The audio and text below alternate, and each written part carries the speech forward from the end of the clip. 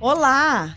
Estamos aqui em mais um episódio do nosso SaúdeCast. E hoje nós vamos receber uma pessoa aqui que já está há muito tempo no digital. Ela fez um movimento de mudança de carreira do advocacia tradicional para o digital e ela vai contar toda essa história aqui pra gente. Mas antes de passar a palavra para ela, eu gostaria de dizer que esse podcast é para você que está iniciando na advocacia, para você que quer fazer essa transição da advocacia tradicional para a advocacia digital, para você que está em dúvida sobre a área da saúde, para você também que já tem um escritório consolidado e deseja mudar de área ou deseja incorporar uma nova área no seu escritório.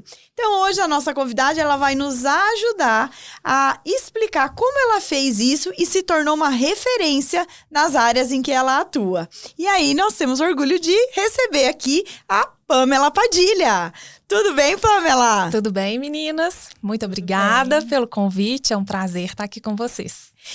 Se apresenta aí. Quem é a Pamela? Para quem ainda não te conhece, né, que tem alguém lá que não sabe quem é a Pamela Padilha dentro do ecossistema, mas para quem é de fora, quem é a Pamela Padilha? Vamos lá. Então, a Pamela é uma advogada que já tem 18 anos de atuação. Sou mãe da Júlia, sou esposa do Flávio e comecei aí na advocacia, né, já tenho uma estradinha, mas realmente num contexto totalmente diferente desse que a gente vive hoje. E eu falo que eu já tinha um escritório que caminhava bem, que tinha conquistas, né? Que tinha, né, assim, uma atuação considerável, mas a gente começou a perceber no escritório a necessidade e esse movimento do mercado que exigia uma transformação, né? Essa questão das mídias, das questões digitais que foram chegando, isso foi causando um movimento e um certo até incômodo, eu diria, porque a sensação era de que tinha alguma coisa acontecendo e que se a gente não acompanhasse, a gente ficava para trás. Então foi quando lá mais ou menos em 2019, lá no escritório, a gente começou a tentar entender um pouquinho o que era isso, né? O que era esse movimento do digital, o que era essa questão de posicionamento que advogados estavam chegando para fazer conteúdo na internet e tudo mais. E acaba que isso é muito difícil para a gente que não vem dessa formação, né? A gente tem vergonha, a gente acha estranho, mas ao mesmo tempo a gente fica incomodado, porque fala, olha, é uma questão que é aquele negócio, ou você entra ou você vai ficar para trás. Então foi mais ou menos assim que aconteceu com a gente lá. Então, e a Pamela e o meu escritório veio nessa pegada da transformação, que quando a partir desse momento em 2019, nós começamos a buscar, estudar, entender um pouquinho o que era isso, para, além da atuação que a gente já tinha de offline, a gente conseguir trazer essa experiência e nos posicionar de alguma forma para poder alcançar, né, esse público que está aí, hoje em dia todo mundo, tudo que a gente faz está na internet, Então a gente sentiu que era uma necessidade. E aí foi que a gente começou essa transição aí. Então a Pamela advogada hoje é uma Pamela empresária da advocacia. Não? Esse é um ponto também, né, Ale, né, Jéssica? Assim, é um ponto que faz toda a diferença. Porque realmente eu vim de uma formação que não tinha esse contexto de advocacia empresária. E eu, principalmente, tive sempre um escritório com um contexto muito familiar. Né? Porque o início de tudo ali, quando eu comecei, inclusive, eu tenho um irmão mais velho, que é advogado, e quando eu já estava para me formar, ele já tinha um escritório, e na época ele me trouxe para trabalhar ali com ele, tudo. Então, era tudo uma coisa muito próxima, muito familiar, e acaba que a gente não tinha essa mentalidade de que escritório realmente precisava ter processo, precisava ter lucro, precisava ter pessoas. Então, era uma questão totalmente diferente, né? Era uma forma de trabalhar diferente. Mas essa necessidade também de entender que o escritório é um negócio fez com que exigisse uma mudança de mentalidade. E aí foi que a gente foi buscar isso também. Olha só, eu me identifico muito com a sua história, porque eu tenho 20 anos de advocacia, e aqui você falando, passou um filme aqui na minha cabeça, exatamente do que você disse. Nós fomos doutrinados, né, criados lá atrás, e era impensável que a gente falasse sobre o escritório como uma empresa. Então, na verdade, a gente era treinado na faculdade, e acho que até hoje é assim, para que você tenha lá um escritório, no máximo como colaborador, uma secretária, né? E essa secretária aí, a discussão, eu lembro que falava muito isso, era assim, será que se a secretária fizer o café e tirar a xerox, posso ter problema trabalhista? Porque ela não é só secretária. Olha a dúvida que era lá atrás da nossa época. E um estagiário. Era assim, poxa, se eu tenho uma secretária e um estagiário, eu já sou um advogado de sucesso. E a gente fazia tudo, né? Então, assim, a petição era a gente, era o advogado que ia lá no fórum. Antigamente, aí, quem está ouvindo aqui, vocês, por favor, não riam, mas isso era a realidade, era o tempo dos incas e dos maias. A gente fazia controle processual nas fichinhas de processo. Você teve isso, Pamela? Meninas, se eu contar pra vocês. Eu trabalhei, quando eu estava estudando, eu trabalhei no fórum daqui de Belo Horizonte, na secretaria. Então, eu vivi muito esse lado de dentro, né? Lidava com advogados, mas para dentro do balcão. E a gente trabalhava ainda na época, né? Na minha época de estudante, né? Então, tem mais de 20 anos. E já existia sistema, né, de informática, tudo, mas ainda existia controle. Principalmente daqueles processos antigos e tudo, e ficha. Quando eu cheguei na fase de realmente ir para o escritório advogar, ainda era tudo muito manual, né? Não existiam essas ferramentas todas que a gente tem hoje à nossa disposição. E eu falo que, além de tudo, eu ainda tinha um porém, porque quando eu estudei direito, até influenciada pela minha família, tudo, eu tinha uma vontade de ser juíza. Então, eu a princípio, eu não tinha estudado, eu não tinha ido fazer a faculdade de direito, pensando em me tornar advogada. E eu alimentei por muito tempo essa vontade de fazer um concurso público e tudo. Mas eu vivi uma transição também em relação a trabalho e, de repente, eu já estava prestes a formar e eu tinha que me decidir. E eu vim de uma criação que a gente foi ensinado a trabalhar. Então, independente de qualquer circunstância, eu sempre tive isso comigo. Tanto que eu sempre trabalhei e estudei. Então, eu tinha que trabalhar. E foi apertando aquela hora ali, já chegando a hora de formar tudo. E eu não me sentia bem em pensar assim, agora eu vou estudar para fazer o concurso. Então, eu falei, não, eu tenho que encarar a advocacia. E eu falo que foi a melhor coisa, porque aí eu me descobri efetivamente como advogada e entendi. Não, na verdade, eu não quero ser juiz, eu quero ser advogada. Então, foi muito nesse sentido também, sabe? E aí que iniciamos toda a trajetória no escritório. Mas eu tinha essa questão também, né? De tudo muito manual no início, tudo muito precário, né? Não lidava com essas ferramentas todas que a gente tem hoje, nem com pessoas. Nem tinha, né? Na nossa época, que a gente pensar, que a gente formou, você falou aqui 18 anos, eu 20 anos, a gente tinha o computador, eu acho que era um Windows 486, que falava, era 486. E a impressora... ela ainda, eu acho que ela ainda era aquela já... de folha contínua. De folha contínua. Então, assim, era uma realidade, assim, Jéssica, que você eu não conheço. Imaginar. Eu não conheço, real, eu não conheço. É isso. E para nós, essa mudança, e eu acho isso, assim, a perspicácia, né? Muito interessante, a Pamela teve essa perspicácia de perceber essa mudança. Falando o seguinte, opa, tem alguma coisa que tá mudando. E se eu continuar aqui como advogada, sentada atrás da minha cadeira, com a minha secretária, meu escritório, eu vou ficar para trás, né? Exato. Foi mais ou menos dentro desse sentido. Tanto que no período da pandemia, eu conheço muitos advogados que, tiveram dificuldades financeiras ao ponto de terem que se desfazer de tudo que tinham. Por exemplo, de vender o carro, de entregar a sala, se a sala era alugada, ou de vender até o imóvel onde ficava o escritório, ou a casa para poder ficar com o escritório, porque foi um momento em que não havia uma preparação financeira, porque era muito limitado, né? O orçamento do advogado offline, né? Do advogado tradicional. A gente atendia um núcleo ali da região que a gente estava, conseguia prospectar por indicação, alguém de fora, tudo, mas era impensável, né, Pamela, atingir, assim, um nível Brasil de atendimento. A gente não imaginava que isso fosse possível, né? E foi nesse momento que vocês decidiram fazer a transição, vocês já estavam no digital? Não, a gente foi nesse momento também, né? Foi um pouquinho antes da pandemia, que a gente já começou a sentir que era uma necessidade do mercado.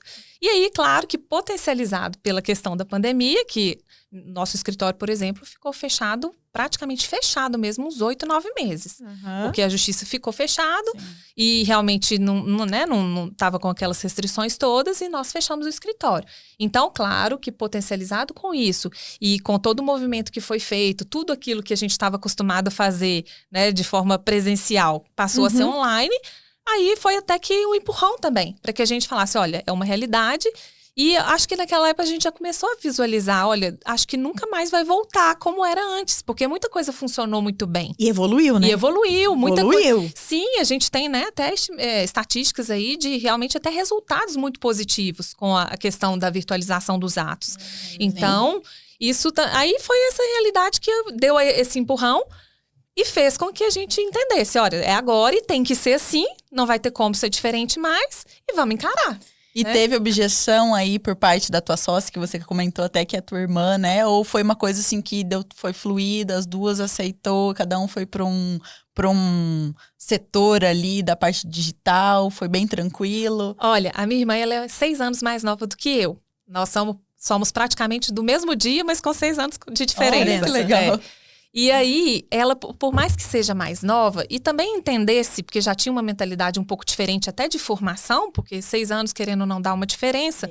Bem grande. Ela tinha mais resistência do que eu. Eu tava mais incomodada. Achei que ia ser o contrário. Não, olha, legal isso, né? Que legal. Ela tava mais resistente e mais incomodada. Ela brinca assim comigo, Pamela, eu não tenho humor pra estar na internet todo dia.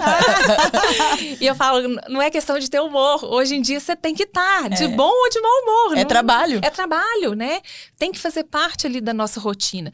Então, ela, por mais que fosse um pouco mais nova, teve um pouco de resistência e acabou que eu que fui meio que o puxão ali. E eu falei, não, tem que ir, vamos fazer, não interessa se tá ruim, tem que fazer para melhorar.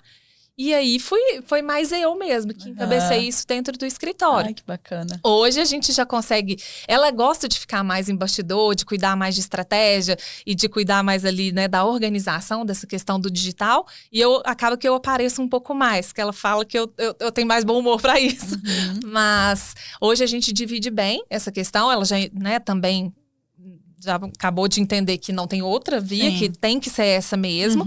E a gente consegue conciliar isso bem, tá? Mas não houve, assim, resistência, não. Houve realmente aquela trava de início ali, que eu acho que é natural, mas que agora também já foi ultrapassada. Já foi ultrapassada, né? Ultrapassada. Então, porque eu passei por isso. Eu sou do time da sua irmã ali, da resistência. Eu tinha muita vergonha, né? Eu achava que eu tinha que falar para o advogado, eu não tinha noção que eu tinha que falar para o cliente, eu tinha medo do julgamento dos outros advogados.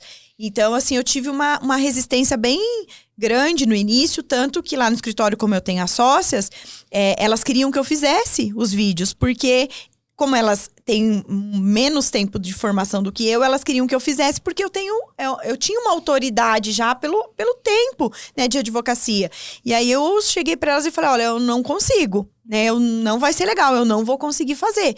Só que com o tempo a gente vai absorvendo, né? Você vai absorvendo, você vai se jogando, você vai vendo que é trabalho, né? Você vai entendendo para quem você tem que falar, você... ignora o julgamento, eu falo isso. E principalmente quando a gente vê que começa a dar certo e que funciona. E que funciona. Porque aí você quebra aquela, né? Agora, uma coisa que fez muita diferença pra gente e pra mim, pessoalmente, que é até uma dica, porque eu tinha muito essa questão também de preocupar com o que o outro que tá de lá pensando. E na época eu li aquele livro, A Coragem de Ser Imperfeito. E esse livro, ele tem algumas dicas muito legais. Porque, na verdade... é a gente que auto se julga a todo momento, né? E é muito isso que a Ale disse. Quando a gente entende que você não tá falando ali, né, pro seu colega advogado, né, pra sua família, porque sempre tem, até nas pessoas mais próximas da gente, né? Às vezes aquela piadinha. Mas quando você entende, eu não tô falando com você, né? Então, assim, aí você quebra isso e na hora que começa a dar certo, na hora que você entende que um conteúdo, ele te traz o cliente, ele te aproxima de pessoas em lugares que você nem imagina que você vai chegar e que aquilo vai virar um contrato e que aquela pessoa, você vai causar uma transformação na vida dela dentro do seu escritório. Então, aí, a partir daí, as coisas fluem. Né? É um crescimento, né? Até para quem tá começando, vai doer o teu parente parar de visualizar os teus stories, os teus amigos não curtir mais a sua foto, porque vê que você tá começando uma produção de conteúdo. O teu engajamento começa a diminuir, vai doer, incomoda, mas é a dor do crescimento. Logo você não vai se importar mais, os contratos vão começar a aparecer e você vai ver que aquilo é a sua ferramenta de trabalho. Inclusive no domingo, no sábado, a minha mãe foi dormir na minha casa. E aí ela encontrou com uma prima minha, que eu tenho pouco contato, porque ela mora em Santa Catarina e tal. E aí ela encontrou com a minha mãe e ela falou assim, a Alexandra parou de ser advogada, agora ela vai ser blogueira? E aí a minha mãe disse, eu não sabia o que responder. Aí eu falei pra minha mãe, responda que eu vou ser blogueira. Pode dizer que eu vou ser blogueira. Não tem problema. Não tem problema. Desde que, se ela já entendeu que eu tô levando uma mensagem, né? Porque o blogueiro bem ou mal leva uma mensagem. Eu brinco com todo mundo que faz esse tipo de piada. Eu falo assim, se você soubesse o tanto que ser blogueira tá dando dinheiro. Tá dando dinheiro. Então você pensava em ser blogueira. Você pensava em ser blogueira, né? Mas conta pra nós aí, Pamela. Como que você conheceu o Marcelo Saffi? E como que foi essa decisão sua de entrar aí na T1, né? Porque você tá marcada ali, né? Chancelada pela T1, quando tudo era mato, né? O pessoal fala, né? Mato, eu entrei quando tudo era mato. Porque eu acho que o Marcelo hoje, ele tá insuperavelmente, assim, no mercado. Não tem como comparar o que ele entrega pra gente que é advogado. Eu tive o privilégio de entrar na T8. A T8, até ontem nós estávamos falando sobre isso. Eu falei, nossa, gente, faz um ano. Faz um ano, mas quando eu penso, parece que 10. Parece que fazem, juro. Exatamente. A gente conversando com o Cabral, parece que faz muito tempo. E é um ano, porque é muito rápido no digital. Então, assim, como que foi, né, esse início? Como que você chegou no Marcelo e essa T1 aí, transformando aí sua advocacia? Eu já tinha passado por alguns outros cursos. Naquela ânsia de procurar o que estava acontecendo no digital, eu já tinha passado por alguns. E o Marcelo é de Belo Horizonte. Eu também moro em Belo Horizonte. Eu não sou natural daqui, mas moro aqui tem muitos anos. E eu já ouvia falar do Marcelo aqui em Belo Horizonte. E aí, quando houve o lançamento dele, eu já seguia ele na internet e tudo. E eu pensava, eu falava assim, com todo o respeito, e o que aconteceu com muita gente, principalmente a gente que já tinha um tempinho de estrada, eu pensava assim, o que esse menino, esse moleque tem pra me ensinar? E ele sabe disso. Ele sabe disso, a gente sempre fala isso com ele. E não foi diferente comigo. Mas eu sentia que ali tinha alguma coisa realmente diferente. E aí, isso foi no início de 2021, né? A turma 1. E aí, eu brinco que eu falei assim, eu vou entrar, vou encarar, mas eu não vou entrar na coletiva, eu quero entrar na individual. Porque eu quero ver o que vai acontecer. E aí, gente, contar pra vocês, eu entrei na turma 1 da individual e... Eu, né, com todo esse jeito que eu tinha, sempre fui muito centralizadora, daquelas pessoas que queria tomar conta de tudo dentro do escritório, até da lâmpada que queimou, até o serviço técnico. Advogada tradicionalíssima. E aí, eu acho que eu nunca até relembrei isso com o Marcelo. Mas nas nossas primeiras sessões de mentoria, ele me falou duas coisas e que no início me doeu. Que ele falou assim comigo, Pamela, você tem um perfil que eu jamais contrataria. E aí eu fiquei pensando, nossa, né? Que coisa. Hoje eu penso assim, ainda bem, porque eu não quero ser contratada por ninguém, eu quero contratar, né? E ele me falou outra coisa, que ele fala e repete muito pra todo mundo, e ele já falou isso pra várias pessoas, mas pra mim falar na individual doeu demais. Porque ele falou assim, se você continuar sendo centralizadora dessa forma que você vai morrer pobre. E eu, no fundo, eu tinha essa consciência. Mas era uma coisa meio que... Normal, né? Porque você a gente querer cuidar de tudo. Eu fui ensinada assim. Só que aquilo ficou matutando na minha cabeça. Eu falava assim, gente, eu não posso ser assim, eu preciso mudar. E, gente, assim, eu ainda tenho resquícios disso, porque eu acho que isso é uma desconstrução difícil. É uma luta da gente fazer. Mas eu brinco até com a Tássia, que é minha irmã, minha sócia. Eu falo, hoje já melhorei muito. E ela fala, não, realmente, eu tenho que reconhecer.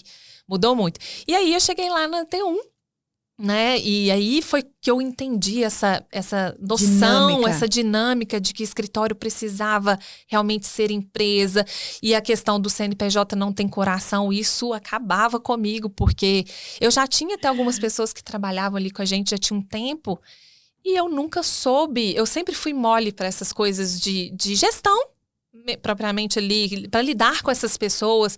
Então, eu sempre cedi muito fácil. Sempre, às vezes, no fundo, achava que eu era uma boba, agindo como eu estava agindo, por não pensar no escritório em si, mas estar envolvida pelo lado emocional ali da coisa.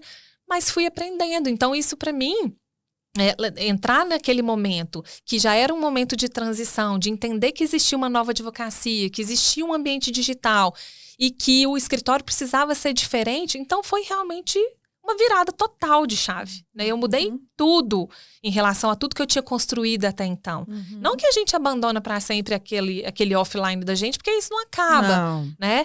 Mas ele se retroalimenta, na verdade, né? Exatamente, mas a gente passar a entender que, de fato, o escritório, né, ele precisa disso, ele precisa de processos, ele precisa de pessoas, ele precisa expandir, ele precisa de lucrar. Essa mentalidade empresária eu não tinha. Realmente eu não tinha. É isso. E olha, a minha história, assim, confunde muito com a sua nesse sentido, porque era a mesma coisa. E quando a Jéssica aqui, quem me apresentou o digital foi a Jéssica Off. Quando elas trabalhavam comigo, eu tive uma ruptura lá de sociedade, e aí eu quase cheguei a pensar, Pamela, em parar de advogar. Eu cheguei a cogitar essa possibilidade. Porque eu pensei assim, né? A mente que a gente tinha como advogado. Eu já tenho a minha casa, eu já tenho um carro bom, eu já consigo viajar uma vez por ano, né? Que era, assim, pra gente como advogado, o ápice do sucesso, né? Eu já consigo. Então, eu vou agora continuar. Eu dava aula na faculdade, eu continuo dando aula na faculdade, isso se alimenta, e ok. E eu realmente pensei nisso. E aí, o meu marido que falou pra mim assim, você pirou, né? Ele falou bem desse jeito, bem duro, assim, você pirou, né?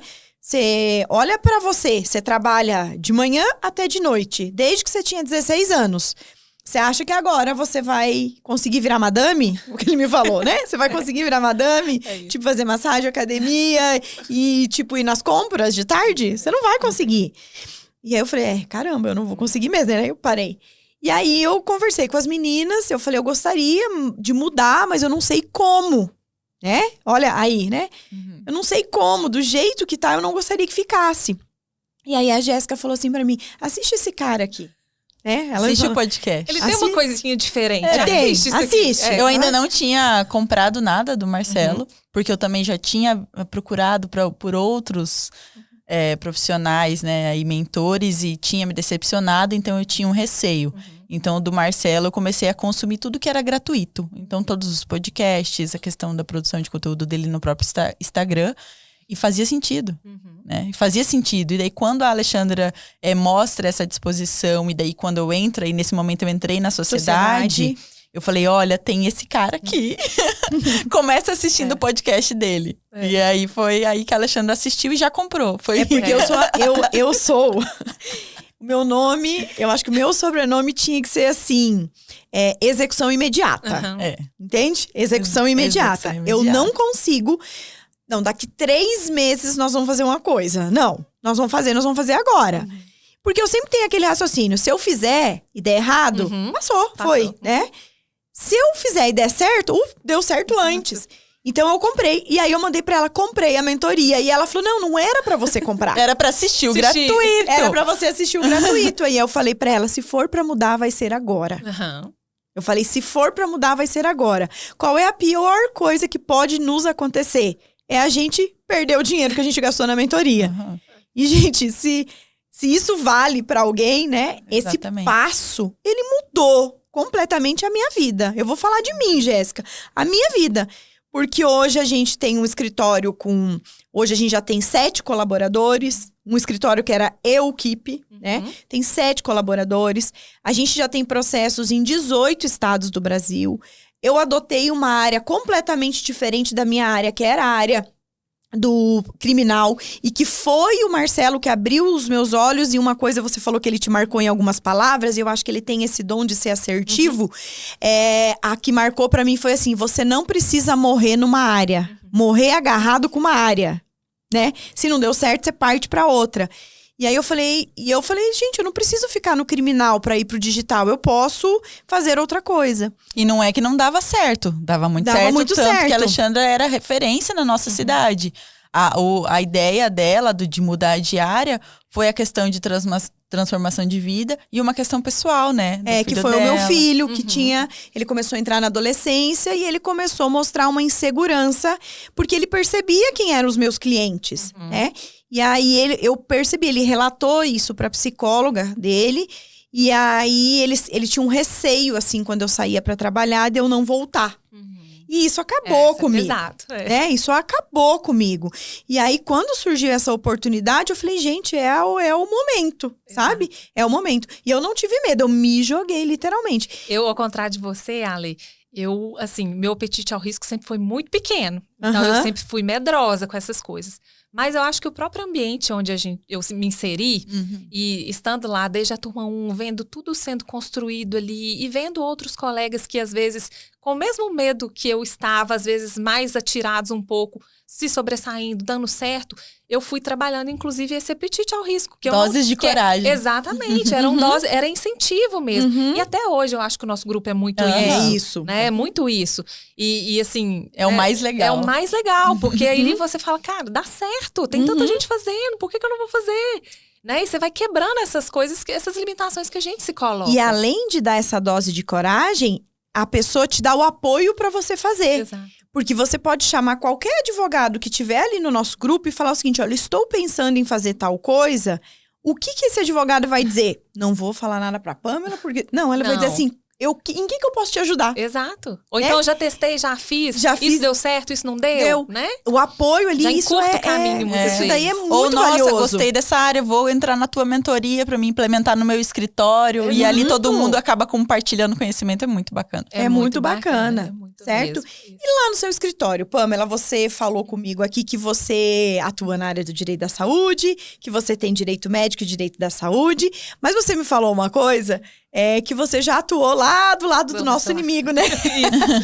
O plano de saúde. Isso. Conta aí, como que foi essa virada aí? Isso. Então, vindo nessa estrada aí de alguns anos, né, de atuação, eu tive uma oportunidade de ter no escritório uma carteira que não era uma carteira grande, mas era uma carteira de uma operadora de plano de saúde.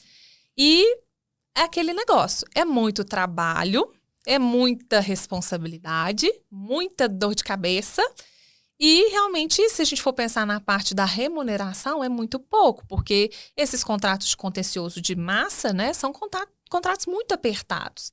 São contratos realmente que, para você realmente ver cor de valores, de dinheiro, você tem que trabalhar muito, você tem que fazer muita coisa. E também acho que pelo lado pessoal, porque a gente começa a atuar e ver algumas situações que até pela pessoa que a gente é, muitas vezes a gente se sensibiliza com aquilo. Então, e não concorda, né? Não concorda. Né? Então, eu tive essa oportunidade, trabalhei do outro lado, e isso despertou em mim uma vontade de entender um pouquinho mais sobre o direito da saúde.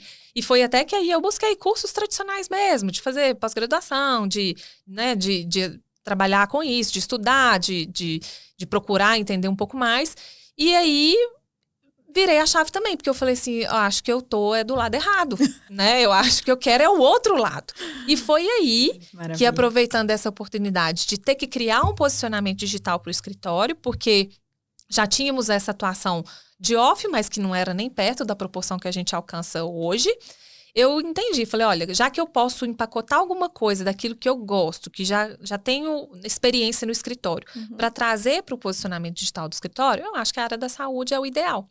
E aí foi nisso, né? Depois de entender que o outro lado era melhor e de querer mudar, quando a gente fez essa transição para ir para o digital, a gente escolheu o direito da saúde. A gente tem uma frente também, e isso também causava um pouco de incômodo no início, porque por conta do posicionamento, ficava com medo de falar assim, né? Como que eu vou posicionar para o paciente e para o profissional, porque a gente tem uma dedicação com o direito, para o profissional também, o direito médico. Mas é uma coisa que a gente consegue conciliar, desde que não seja confrontante, lógico. Eu vou atuar para o profissional, não, né? Contra... contra o profissional, exatamente, né? Contra o profissional. Para o paciente, é contra a operadora, contra o SUS. SUS, contra o hospital, município, estado. E eu posso perfeitamente, né, continuar fazendo a consultoria. A gente tenta prospectar muito nessa área da consultoria mesmo, de fazer o trabalho preventivo, de fazer a estruturação documental, né? Aquela espécie de um compliancezinho mesmo para clínicas, consultórios. E é uma área super legal, embora o público seja um público difícil, porque os profissionais da saúde, eu acho sempre assim, por serem detentores ali da técnica muito, tem muita resistência em relação ao contorno jurídico que é necessário ser dado para essas coisas. Sim. E é um trabalho mesmo de conscientização, convencimento. Não é simples. Eu já até contei uma história que quando eu comecei a prospectar no digital, e aí eu tinha, né, minhas campanhas tanto voltado para paciente quanto para profissional, um dos primeiros contatos que eu recebi foi para um trabalho para um médico, que era um registro de especialidade médica no CRM, que ele já tinha batalhado, não tinha conseguido. E aí, ele falou, não, agora eu preciso de advogado. E aí, caiu lá na minha campanha. E tava na época da pandemia, inclusive. E aí, já foi uma coisa que me despertou, porque conversei com ele pelo WhatsApp, ligação e tudo bem. Consegui fechar o contrato e tudo, e fazer o trabalho no CRM. Quando deu certo, porque ele já estava tentando há alguns meses, e o CRM só indeferindo.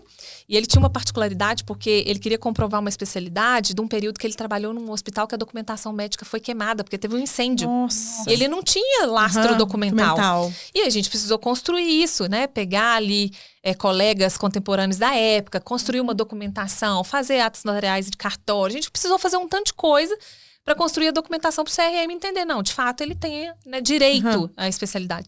E aí, o advogado que ia dar essa orientação. E aí, quando eu fiz isso para ele, que saiu o resultado, o deferimento do CRM, que eu liguei para contar e tudo, ele teve coragem de falar assim comigo, não acredito, só acredito vendo. Com quem diz assim, eu já tentei tudo e não dei conta. Como assim que você deu? Como que você conseguiu? E aí foi que eu falei, exatamente, né? É bom só entender que para esse tipo de coisa, o advogado, ele é indispensável. Ele é indispensável, né? Exatamente. Então foi mais ou menos assim que aconteceu. Olha que coisa maravilhosa. E lá no escritório, Pamela, eu acho interessante você falar isso. Porque nós lá no escritório, a gente sempre fala que o médico, ele é nosso aliado. Sim. Na verdade, nós somos uma ponte, né? Exato. Entre o médico... a prescrição dele e o resultado. E a efetividade. Exato. Não é isso? Exato. Porque eu chego lá, né? Aqui, ó. Ontem eu estava fazendo um atendimento, tava aqui, né? Aí um colega até da fraternidade me chamou. Uma senhora, 82 anos, precisa fazer imunoterapia. E o médico falou, ó... Esse é o medicamento que ela precisa usar. 90 mil reais por mês o medicamento. Mas assim, eu já sinto muito em dizer pra vocês, mas ela não vai receber, porque o SUS não dá esse remédio. Né? Aí ele me mandou mensagem, eu falei, não, calma aí, peça pra ele fazer o documento médico, que é um relatório explicando que já tentou outra alternativa terapêutica, tudo, e que essa é a única possibilidade de postergar a vida dela, porque o cuidado dela já é paliativo. E aí, nós somos a ponte dessa prescrição, que ele sabe que é boa para aquela paciente, a ela receber efetivamente aquele medicamento.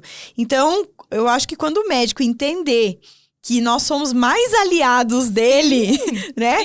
Eles vão dar, digamos assim, um olhar diferente para nossa advocacia aqui da área da saúde. Você concorda, Jéssica? Concordo. Inclusive, já tem esse movimento, né? Esse movimento já acontece. Que você tem feito lives, né? Com profissionais da área da saúde. E eles têm tido mais acessibilidade e eles têm querido mais trazer essa informação e trabalhar junto com o profissional da área do direito. E é a intenção, inclusive, do SaúdeCast, né? Também exato. Trazer profissionais da área da saúde, médicos, especialistas, para conversar e trazer mais acessibilidade aí para todo mundo. Exato, porque a gente precisa demonstrar para eles realmente que somos aliados. Que somos aliados. Uma vez aconteceu uma situação com a gente no escritório que foi muito engraçado. A gente entrou com uma demanda que era para uma cirurgia de urgência de um paciente que estava no período de carência do plano.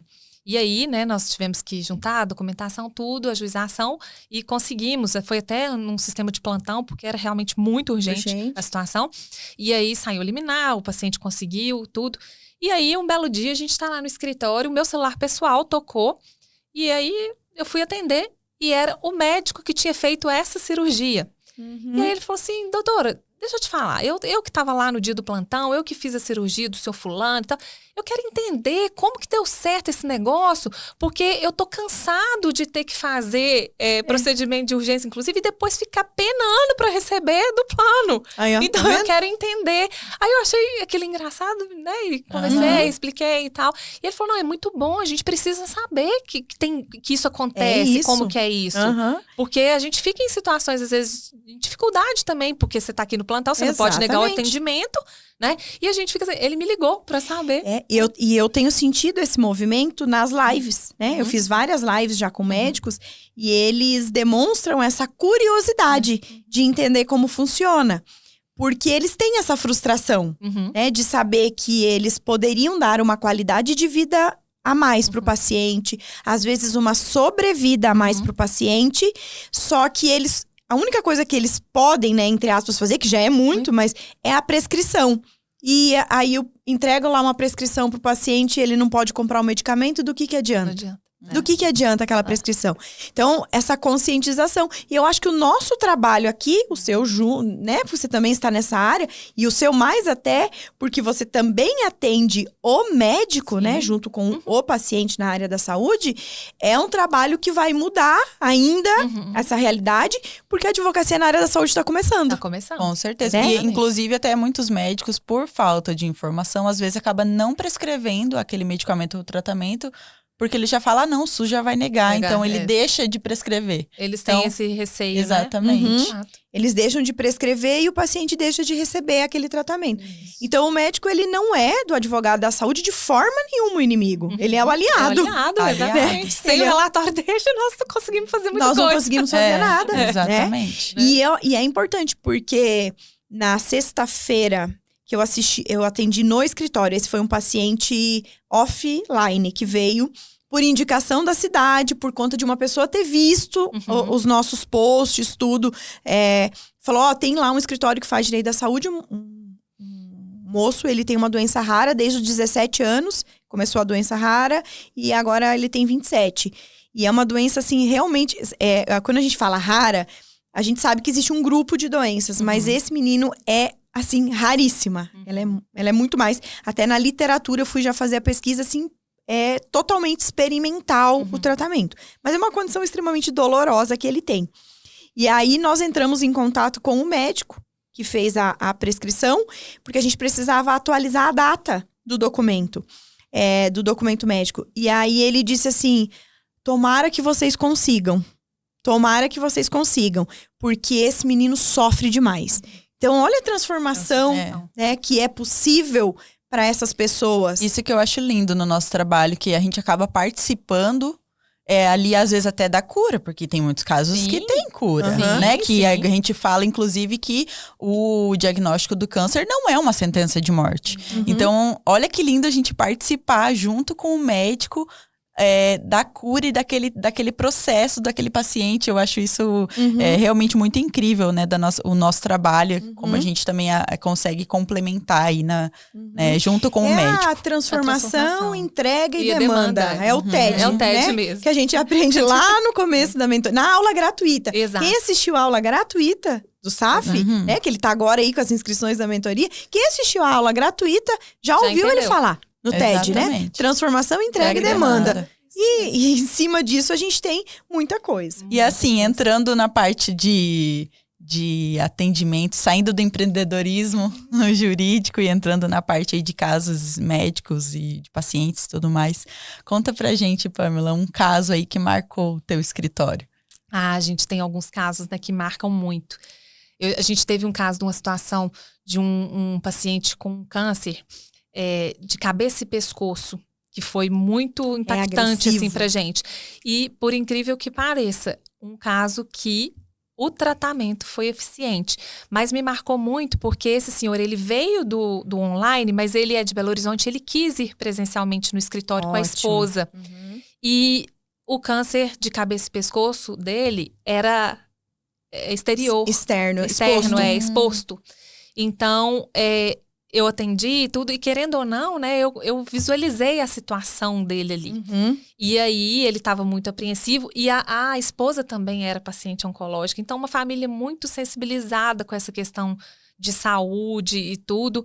E aí, nós precisamos também ajustar o relatório médico dele, porque no caso dele, o médico credenciado do plano não queria fazer a prescrição conforme tinha que ser feito. E aí, quando isso acontece, e a gente sabe que é uma prática que acontece, embora não seja ética, né? Uma conduta ética, ela acontece. E só pra não é nem te cortar, só pra complementar. Que a gente às vezes não consegue documentar isso, mas é muito comum eles falarem isso pro paciente. O caso desse nosso paciente era isso. E ele me falou, o doutor fulano falou que existe uma medicação, existe um tratamento que é mais eficiente, mas que ele não pode prescrever porque a operadora vai causar alguma retaliação para ele. E o médico falou com ele, né? Então, pensa, a pessoa já está ali numa situação totalmente vulnerável, né? E querendo ou não, quando é uma situação exposta assim, até a questão de autoestima, de tudo. A pessoa olha no espelho e ela vê aquilo agredindo ela toda hora. Ela sabe que né, além de toda a questão interna, ainda tem essa questão externa, que é muito impactante. E aí, nesse caso, aconteceu isso. E aí, foi que a gente precisou orientar, olha, né, isso realmente não é uma conduta ética, do médico, mas a gente, né, já que existe um tratamento mais eficiente, que a gente tem como buscar isso para o senhor, eu vou te orientar a procurar um outro médico particular para que a gente consiga ajustar a documentação, o relatório médico, para a gente conseguir ajuizar essa ação na justiça. E foi isso que aconteceu. E ele foi uma pessoa que o tratamento foi muito eficiente. Então, assim, sabe aqueles que viram até amigo da gente? E que a família dá notícia todo mês, quando faz a sessão do tratamento, que é, né, agressivo. Manda foto e fala. Então, esse caso, ele me marcou muito, porque trouxe essa pessoalidade do atendimento, e eu fiquei muito satisfeita da gente ter conseguido trazer esse conforto, essa recuperação, que o tratamento efetivamente foi eficiente. Então, hoje ele está super bem, dá notícia, chama no WhatsApp. Então, assim, esse caso me marcou muito, porque eu vi ele, assim, cara a cara também, sabe? Então, acho que foi um dos que mais marcou, assim. Mas tem muitos outros, né, gente? Essas questões de saúde, toda hora tem. A gente teve um outro, de uma jovem, também em tratamento de câncer, ela com 19 anos, e ela tinha um filhinho de 2 anos. E ela teve um câncer raríssimo, muito agressivo, muito, e ela não tinha plano de saúde, era contra o SUS. E aí a medicação era caríssima também, e a gente precisou ajuizar, e nós conseguimos o bloqueio da quantia para fazer o tratamento dela. Eram várias sessões, inúmeras sessões. E ela, infelizmente, ela não suportou. Faleceu. Ela fez a primeira, segunda sessão, já estava muito, muito fraca, muito mal. E aí, realmente, ela veio a falecer. Então, esse caso também marcou muito, porque era muito jovem. Era uma paciente que a gente pensava assim, nossa, podia muito dar certo esse tratamento, que ela tem uma vida toda, ela tem um filho e tal. Mas são, né, os percalços que acontecem também, né? Às vezes a gente é surpreendido por esse tipo de situação. Mas, como era muito jovem também, tinha essa situação, marcou bastante lá no escritório. Você sabe, Pamela, que quando eu tava montando, né, a mentoria, a Jéssica pegou e olhou e falou, nossa, uma psicóloga? Eu falei sim, porque eu falei, você lembra aqui no escritório quando a gente perde um paciente, como é dolorido? Então, eu acho importante para quem quer atuar nessa área entender, ter uma orientação do que pode fazer para fortalecer. Né, porque a gente fica muito alegre quando dá certo. Isso, muito. Mas a gente sabe também que pode acontecer o outro lado. E eu tenho uma casca um pouco mais dura, porque eu atuei muitos anos na advocacia criminal. E a advocacia criminal, bem ou mal, ela te transforma assim num muro. E as meninas, elas têm ainda essa, digamos assim, esse sentimento, sabe? Elas ficam ruins. Até, inclusive, a gente atendeu, nem foi final do ano, foi começo desse ano, a tia da Jéssica Costa, que ela descobriu o câncer e ela teve 40, 50 dias e ela veio a falecer. Ela não chegou a receber o medicamento. Né? A gente conseguiu eliminar, ela teve o diagnóstico, o relatório médico, conseguiu eliminar. Assim também, Ela faleceu, por exemplo, dia 8 e dia 10 ela receberia a primeira dose do medicamento. E o médico até tinha dito que se ela continuasse fraca, como ela estava, talvez ela nem pudesse receber a dose do medicamento. E isso fragiliza. Isso fragiliza. Então, eu falei para as meninas, é importante a gente ter um auxílio de um profissional, né, que possa dar essa blindagem, essa segurança pra gente, né, enquanto profissional, porque a gente sabe que a gente não vai ter... a gente pode conseguir um medicamento, tudo, mas não está nas nossas mãos a cura total, né, do paciente. O nosso papel é mais ali, né, trazer esse conforto, ser esse mecanismo, né, esse instrumento ali. Mas a gente tem que ter essa consciência mesmo. E querendo ou não, isso sensibiliza. A gente fica frustrado quando isso acontece. Né? Exatamente. A gente tem que estar preparado. Pamela, mas eu sei também, né? Vamos mudar aqui de assunto. Que você é digamos assim, referência dentro do nosso ecossistema de processos administrativos, né? Quando se fala lá no ecossistema de processo administrativo, seja para CRM, seja para advogado, o primeiro nome que vem lá é Pamela Padilha, né? Eu já falei, até falo para as meninas assim, ó, não existe outra possibilidade para nós que não seja a Pamela Padilha. E como que é isso? Né? Como que surgiu esses processos administrativos? Essa questão do Tribunal de Ética também foi uma coisa muito despretensiosa.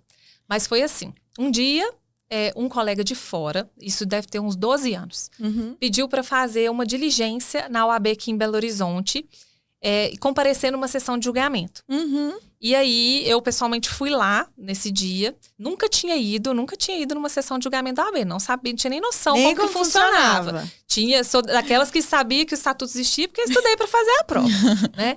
Então, cheguei lá nesse dia, já vi que era uma sistemática diferente, tinha aquela questão do sigilo, né? Tinha que fazer a inscrição, entrava um de cada vez, era sigiloso. E aí, fui lá. E aí me chamou muita atenção, porque quando eu cheguei lá no Tribunal de Ética, tinha uma pauta grande de processos para serem julgados naquele dia. E eu procurei meu processo que eu estava lá, né, para representar, e os outros todos eram de um mesmo advogado. Aí eu até pensei, falei, gente, será que é um advogado da própria OAB, alguém que fica aqui e tal? Aí fui perguntar, né, curiosidade. Não, né, é um advogado particular. Eu pensei, gente, mas como assim? Tinha muito processo na pauta, tanto trabalho tudo com assim, um único advogado. E aí, coincidentemente, depois vinha saber quem era esse advogado, que ele já tinha, inclusive, sido membro do TED, que depois ele tinha se especializado nessa área. E aquilo me deu um estalo. A mente assim, empreendedora falando mais alto. A cabeça da gente, né, querendo ou não, a gente tem sinais, mas às vezes a gente não aproveita. E aí eu falei, não, esse negócio é interessante de saber. E claro que isso não foi de imediato, porque eu tinha vivido aquela situação ali. E depois, quando a gente começou a entender esse movimento, até para chegar em digital, tudo, e para lidar com outros tipos de serviços, que a gente não ficasse refém do judiciário, eu lembrei dessa alternativa. E comecei a falar, gente, será que dá para fazer alguma coisa? E aos pouquinhos fui buscando esse tipo de cliente. Mas quando a questão do posicionamento digital veio, a gente tem um braço no escritório onde a gente trabalha esse produto do Tribunal de Ética. E isso foi totalmente potencializado porque, né, auxiliando ali desses mecanismos, a gente começou a atingir esse público. E é impressionante o quanto que tem demanda. Não tinha essa consciência, né? Aquele gatilho que foi despertado lá, naquele momento que eu vi um advogado daqui, de onde eu estava. E aí eu falei, não, gente, isso deve ter em todas as seccionais do Brasil, isso deve ter trabalho demais. E é uma coisa diferente. Tem 2 milhões de advogados, eu tenho demanda, né? E não é uma coisa que muita gente faz. Tanto que, né, até com relação a isso, o nosso lema é exatamente isso, que advogar em causa própria no TED não quer a melhor opção. Porque o que a gente mais vê é isso, até hoje. Porque o advogado, se ele foi notificado lá pela OAB, ele pensa, né, eu sou advogado também, então eu mesmo consigo ir lá e me defender, né? Independente de quem me denunciou, se é um cliente, se é um juiz, ou se é de ofício, a própria OAB me fiscalizou em alguma coisa, eu mesmo vou lá e me defendo. E isso acaba sendo um tiro no pé. Então, isso realmente virou um braço no escritório, virou um produto, e é muito interessante, porque essa potencialização do digital coloca a gente em lugares que a gente não imagina. A gente tem processo de TED no Tocantins, no Amazonas. Então, assim, fora o mercado grande, que é aqui no, né, Minas, São Paulo e Rio, que é muito grande, tem muita demanda. E aí, isso virou, né, uma referência, foi meio que despretensiosamente, mas que depois nós entendemos que era realmente um produto muito interessante. No digital, não tem quase quem fala sobre isso. Claro, a gente vai acompanhando. A gente tem um colega de São Paulo, um colega de Goiás que fala algumas coisas. E o nosso escritório aqui, são poucos realmente. E é um produto muito interessante, porque a dor do cliente é muito latente. O advogado que foi representado, né, ele chega ali ou com prazo iminente para uma defesa ou para um recurso quando ele já tentou e foi lá fazer sozinho e não deu certo. Então, a dor é muito latente e é aquela questão, é o seu exercício profissional, né? Então, a transformação imensa, né? A transformação é a grande. manutenção ou não da sua profissão, né? No ponto geral. E acaba, gente, que é assim, as diretrizes normativas da OAB não é só o estatuto e o código de ética, principalmente para essa questão do procedimento administrativo. Então, é necessário saber ali os pulos do gato, onde que estão as deficiências do processo administrativo, né? E muitas vezes a gente alcança decisões não no mérito em si, porque às vezes até existe mesmo uma infração. Mas é muito ligado, igual o preceito do processo penal. Da nulidade. Da nulidade. Então, é ali que está o ouro do negócio. Então, quem não atua, quem não conhece, às vezes deixa passar batido. Outro dia mesmo, eu até falei que surgiu para nós um produto, porque era assim, muito advogado também procura para fazer defesa, mas na hora que você faz a proposta, a pessoa fala, eu não tenho condições de arcar com esse investimento. Mas será que se eu não fizer, você não revisa? Aí isso, eu falava, não reviso. Mas eu depois comecei a pensar, falei, gente, né, eu posso estabelecer um critério para falar, olha, dá pra gente fazer, não vou refazer a peça, não vou refazer o recurso e tal, mas eu posso sinalizar em tópicos algumas questões onde eu acho que precisa melhorar, que precisa explorar mais, e isso virar um produto de entrada, um produtinho ali. Uma consultoria. Uma consultoria. E aí acontece. A consulta. Essa consulta, né? Exato. Que pode ser cobrada, né? Exato. Deve ser cobrada, né? Exato, que deve, porque querendo parecer, ou não, né? Como se fosse um parecer. É como se fosse um parecer, né? Que você vai dar ali algumas orientações, você não vai pegar e fazer de novo pra pessoa, mas você vai dar uma forma mais assertiva dela atacar aquilo que está sendo feito. E acabou até virando um novo produto. Um novo produtinho ali dentro do escritório. Mas a gente ainda vê, né? Muito assim. Claro, gente, que a OAB, o Tribunal de Ética, tem muita coisa importante, sim, para tomar conta, para fiscalizar. Às vezes, porque a gente parte muito daquele pressuposto da nossa conduta profissional. Então, a gente acha que aquilo que a gente não tem coragem de fazer, que outra pessoa não faz. Mas, infelizmente, né, acontece. A gente sabe. Tem muita coisa. Então, mas, né, nós que fiquemos tranquilos, porque isso é a exceção, não é a regra. Né? Tem demanda, tem coisa que precisa do tribunal atuar, sim. Mas não é nesse ambiente onde a gente está trabalhando agora, né? A publicidade está regulamentada, ninguém precisa ver isso como um fantasma ali que vai te impedir para trabalhar, de trabalhar. Não é isso. Inclusive, semana passada, a própria OAB do Estado de São Paulo criou um acelerador de crescimento para escritórios, implantando a ideia do empreendedorismo, que os escritórios precisam empreender e precisam, né, tratar de uma forma diferente a advocacia. Então, às vezes, até essas demandas vêm do desconhecimento dos advogados, né, do seu próprio estatuto. Sim, exatamente. Porque daí acabam denunciando outros colegas. Sim. Por desconhecer o próprio estatuto, sabendo que já está regulamentado. Às vezes denuncia um post que é só informativo, nem CTA tem. Exato. E daí acaba gerando toda essa demanda, né, e por desconhecer, e aí você tem que Exato. E, infelizmente, assim, a instituição ela não tem esse braço para fazer esse filtro inicial. Então, muita coisa que não precisa estar lá, acaba estando. Né? E acaba gerando ali para a pessoa uma necessidade de fazer defesa. Mas é muito isso que a Jéssica falou. É desconhecimento. Né? Tem muita situação que é muito aleatória, desconhecimento, falta de atualização ali mesmo, e que acaba virando denúncia. E né, que conduzida da melhor forma ali, ela vai resultar vai ser arquivada, né? Mas é muito por esse lado mesmo. E advogado tem essa questão, né? Vaidoso também, de achar que ele consegue fazer tudo. Então, e não é bem assim. Então, olha a dica aqui que a Pamela trouxe para vocês, né? Para quem tá pensando aí em começar, para quem quer uma nova área. Gente, você não precisa ficar com um único produto, uma única área dentro do seu escritório. Você pode diversificar ali os produtos, desde que você consiga entregar, desde que você consiga fazer esse posicionamento digital. Logicamente que o cliente da saúde, da Pamela, não é o mesmo cliente do TED, né? Não é o mesmo cliente. Então, tem que ter 2 posicionamentos digitais.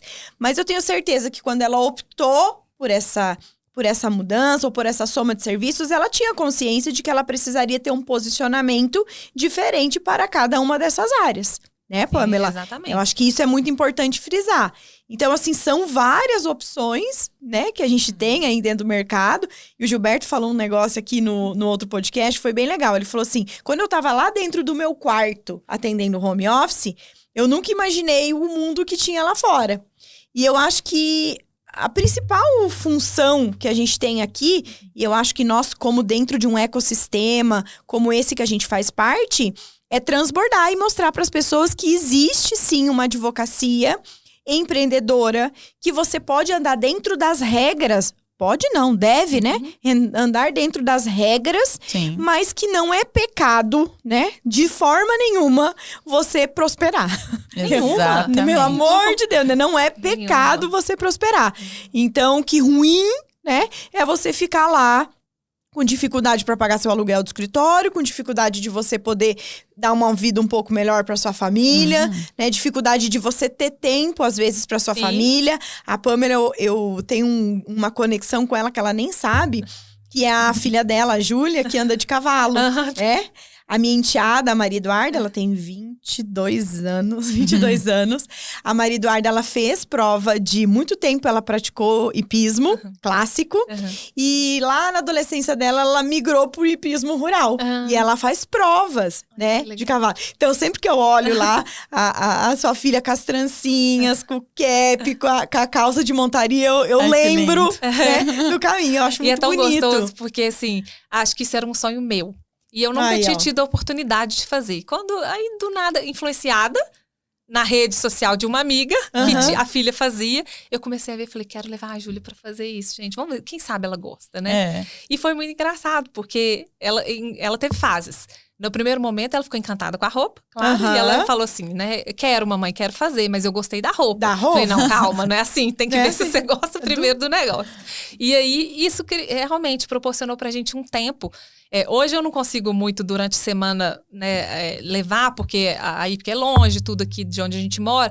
Mas no final de semana é um momento nosso. É um momento de conexão ali nosso. Nós vamos juntas e eu faço também. E é legal, porque aí eu consegui resgatar uma vontade que eu tinha, junto com a Júlia. Então é um momento nós somos companheiras. Olha que legal, é um momento né? nosso.